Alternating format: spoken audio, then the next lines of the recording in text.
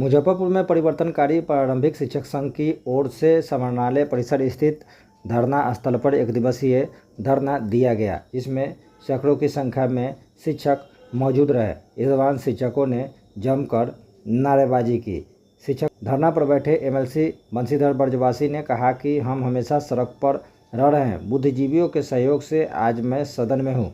राज्य के सभी जिलों में परिवर्तनकारी प्रारंभिक शिक्षक संघ की ओर से प्रदर्शन किया जा रहा है। बिहार में शिक्षकों की स्थिति मजदूर की तरह बना दी गई है। शिक्षकों को निलंबित किया जा रहा है। नियोजित शिक्षकों को प्रमोशन नहीं मिल रहा है। तबादला की प्रक्रिया में खेल हुआ है। शिक्षक दवा मांग रहे थे और उनको दर्द मिल गया है। शिक्षक घर के पास अपना तबादला चाह रहे थे, उनको घर से दूर 150 किलोमीटर फेंक दिया गया है। सुशासन की सरकार में इतनी उदार है कि घर का बेटा बेकार है और बाहरी को रोजगार मिल रहा है। बिहार के युवाओं को प्रारंभिक शिक्षक संघ की राज्य इकाई के आह्वान पर आज पूरे बिहार के सभी जिला मुख्यालयों पर शिक्षकों की समस्याओं के समाधान की मांग को लेकर धरना प्रदर्शन हो रहा है। उसी कड़ी में आज मुजफ्फरपुर में हम सभी साथी बैठे हैं। यहाँ पर बिहार में शिक्षक बहुत परेशान है। शिक्षा सुधार के नाम पर, शिक्षकों की सेवा शर्तों के सुधार के नाम पर, शिक्षकों को सुविधाएं देने के नाम पर और असुविधा पैदा की जा रही है। बिहार के नियोजित शिक्षक जो पिछले 20-22 वर्षों से कार्यरत हैं, इतनी लंबी अवधि तक सेवा के बाद भी एक अदद प्रमोशन के लिए तरस रहे हैं। पिछले दिनों मैंने राज्य के अपर मुख्य सचिव एस सिद्धार्थ साहब से मुलाकात करके और हमने उनसे अनुरोध किया था और उन्होंने भी इसको स्वीकार किया था कि निश्चित रूप से इन्हें प्रोन्नति का लाभ मिलना चाहिए। फिर भी प्रोन्नति का आदेश जारी नहीं किया गया।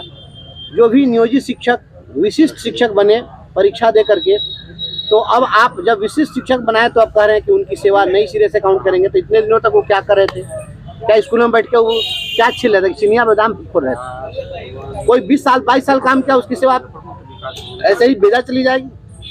उनको सेवा निरंतरता का लाभ नहीं मिला। अब जो स्थानांतरण, स्वैच्छिक स्थानांतरण की बात थी, कल 26,665 शिक्षकों के स्थानांतरण की सूची जारी की गई। उसमें उन्हें जो विद्यालय आवंटित किया गया तो सभी लोग माथा पीट रहे हैं। जो घर के 30 किलोमीटर दूरी पर थे तो उन्हें उम्मीद थी कि 15 किलोमीटर की दूरी पर आ जाएंगे, 10 किलोमीटर दूरी पर आ जाएंगे। नजदीक के विद्यालयों का उन्होंने विकल्प दिया था, तो उनके द्वारा दिए गए विकल्प को छोड़कर 85 किलोमीटर दूर उनको भेज दिया गया। तो सभी लोग परेशान हैं। 1 साल पहले हेडमास्टर का रिजल्ट निकला, आज तक हेडमास्टर की पोस्टिंग नहीं हुई। जो प्रधान शिक्षकों का रिजल्ट निकला, प्रधान शिक्षकों की पोस्टिंग नहीं हो सकी। HRMS ऑन बोर्डिंग के नाम पर तमाशा चल रहा है। अभी भी हजारों हजार शिक्षक ऐसे हैं जो 5-5, 6-6 महीने से वेतन के लिए लड़ाई थे। हाजिरी लीजिएगा आप ऐप से और वेतन दीजिएगा 6 महीना गैप से। यही सुशासन की सरकार है। इसका हिसाब मांगने के लिए हम लोग बैठे हैं। बिहार के शिक्षक पूछ रहे हैं आपसे कि हमारे वेतन का निर्धारण कब होगा? विद्यालय अध्यापकों के वेतन का निर्धारण कब होगा? अभी भी पुस्तकालय अध्यक्ष अपने स्थानांतरण के लिए बाट जोड़ रहे हैं। जो लोग भी सक्षमता 2 पास करके आए हैं, उन लोगों से आपने उनके स्थानांतरण के लिए आवेदन आमंत्रित नहीं किया है। बिहार के नौजवान डोमिसाइल की मांग कर रहे हैं। बिहार में कथित सुशासन की सरकार है और इतनी उदार है कि घर का बेटा बेकार है और बाहरी को रोजगार है। बिहार के नौजवानों को भी डोमिसाइल की दरकार है। इसलिए बिहार के नौजवान कर रहे हैं कि बिहार की नौकरियों पर हमारा हक है, इसलिए डोमिसाइल की नीति लागू करिए। अब तो माननीय मुख्यमंत्री नीतीश कुमार जी को पीएम का चेहरा नहीं बनना है। अब तो प्रधानमंत्री का चुनाव नहीं हो रहा। आपने तो मान लिया कि नरेंद्र मोदी जी देश के प्रधानमंत्री रहेंगे। तो अब कौन सी ऐसी आपकी मजबूरी है कि आप पूरा भारत का अपने द्वार खोल करके और आप रख दिया कि सारे लोग जो है आ जाए यहाँ बिहार में? कर्नाटका का शिक्षक आकर यहाँ मधुबनी के बेल्ट में बच्चों को क्या पढ़ाएगा? मैथिली समझ में आएगी? इस तरीके से पूरे शिक्षा व्यवस्था को बर्बाद किया। हम लोग यह भी मांग कर रहे हैं कि गाँव गरीब के बच्चों को भी सरकारी स्कूल में वही किताब पढ़ने का अधिकार है जिस किताब को पढ़ने के लिए अमीरों के बच्चे बोर्डिंग स्कूल में जाते हैं, सैनिक स्कूलों में जाते हैं, केंद्रीय विद्यालय में पढ़ते हैं, नवोदय विद्यालय में पढ़ते हैं। इसलिए सभी बच्चों को आप NCERT की किताब दीजिए। एक देश, एक बोर्ड, एक सिलेबस, एक किताब, एक व्यवस्था, एक परीक्षा, एक परिणाम। रानी की हो या चपरासी की संतान, सबकी शिक्षा एक समान।